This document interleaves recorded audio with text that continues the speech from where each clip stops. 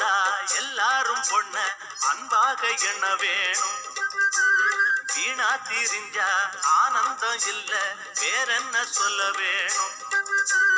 வாழ்க்கைய ரசிக்கணும்னா பச்சை கொடி வாசனப்பட வேணும்.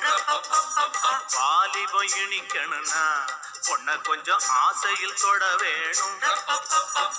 கண்ணிய தேடுங்க கற்பனை வரும், கண்டது 1000